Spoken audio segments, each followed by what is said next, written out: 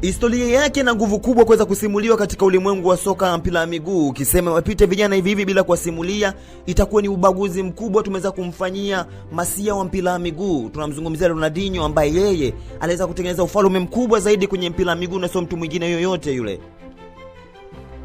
Ukienda bila nidhamu alikuwa anaweza kukudhalilisha na kuweza kukufanya kuonekana ni miongoni mwa watu ambao dhaifu, yani dhoofu bin hali baada ya kwenda kumkaba yeye, lakini yeye aliamua kufanya mpira miguu kuwa ni kitu tishio zaidi ulimwenguni. Ronaldinho ndio mpira miguu alianza kumheshimu zaidi kabla ya kuweza kuheshimu.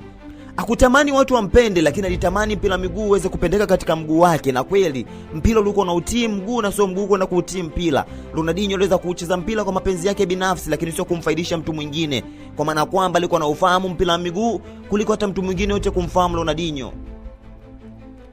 Historia yake sio mapenzi makubwa kwenye mpira wa miguu, lakini yeye alipoweza kuingia katika mpira wa miguu mapenzi yakaanzia hapo, na mwisho wa siku wapo watu wengi kwenda kunena vizazi hadi vizazi na kutamani vijana wao waende kufanana na Ronaldinho. Wapo wengi walimfananisha Neymar Santos Jr. kuwa ni mrithi sahihi wa Ronaldinho, lakini mambo mengi yakaja kuwa tofauti zaidi. Roho safi, mapenzi ya mpira wa miguu, mcheshi lakini pia ni gaidi uwanjani, tabasamu la uongo huku usoni akiwa kupiga mahesabu kuweza kukupigia tobo. Ronaldinho fundi wa mpira wa miguu alitokuja kusaulika, kwa maana kwamba mpira wa miguu alifanya kuwa kitu kigumu zaidi uwanjani. Hakuna mtu atakayeweza kufanya vitu vyake kizazi hadi kizazi.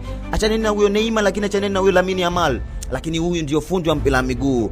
Jogging player walimuita wa Brazil, lakini watu wengi watakuja kumsahau kwa maana kwamba alikuwa ni fundi atakuja kusaulika kwenye ulimwengu wa mpira wa miguu. Na huyu ni Ronaldinho ambaye huyu ni fundi atakuja kusaulika kwa maana kwamba kizazi hadi kizazi wanaendelea kusimuliwa historia yake, ni kwa nini aliweza kufanya mpira wa miguu kwa ni kitu tishio zaidi. Langu jina ni Chiboko JR na hii ni Behind the Game.